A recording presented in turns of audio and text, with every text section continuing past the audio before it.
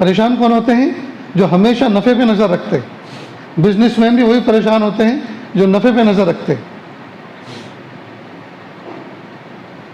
جب بھی کوئی پارٹنرشپ کرتا ہے تو پارٹنرشپ کا مطلب یہ ہے کہ نفع نقصان میں ہم دونوں شریک۔ لیکن جو بھی انویسٹر ہوتا ہے اپنے دوست کے ساتھ میں پیسے انویسٹ کرتا ہے، وہ ہمیشہ اسی پہ نظر رکھتا ہے اس میں نفع ملے گا ہی۔ اور جب کہتا ہے بھائی نفع نہیں ہو رہا تو کہا میرے پیسے واپس کرو، تو کہا جب ہمارا معاملہ ہوا تھا تو اب جو کچھ نقصان ہوا اسی نقصان کے ساتھ پیسے نہیں مجھے پورے پیسے چاہیے۔ تو کہ اللہ سے ڈر نہیں لگتا کہ مجھے کسی سے ڈر نہیں لگتا، میرے پیسے پورے دو، نعوذ باللہ ایسے الفاظ کہتے ہیں کہ آخرت پہ یقین نہیں، آخرت میں دیکھا جائے گا میرے پیسے پورے دو۔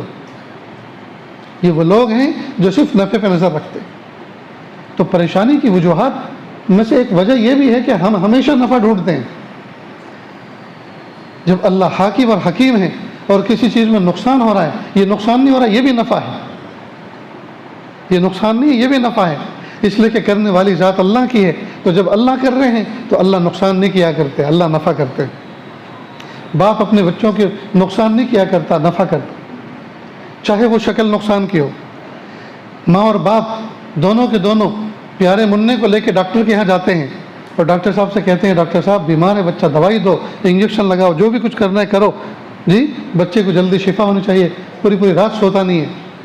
اب پیسے دے کر انجیکشن لگوا رہے ہیں تو ظاہر میں بظاہر ماں باپ تکلیف پہنچا رہے ہیں، لیکن بچے کی کم عقلی میں، بچے کی کم عقل میں، اس کی فہم میں یہ سمجھ میں آ رہا ہے کہ ماں باپ میرے ماں باپ ہو کر مجھے تکلیف دے رہے ہیں، لیکن عقل مندوں کی نظر میں یہ تکلیف نہیں ہے، یہ تکلیف راحت ہے۔ یہ بظاہر جو تکلیف نظر آ رہی ہے یہ راحت کا سبب ہے۔ تو کئی مرتبہ جو تکلیفیں آتی ہیں اللہ کی طرف سے وہ راحت کا سبب ہوتی ہیں،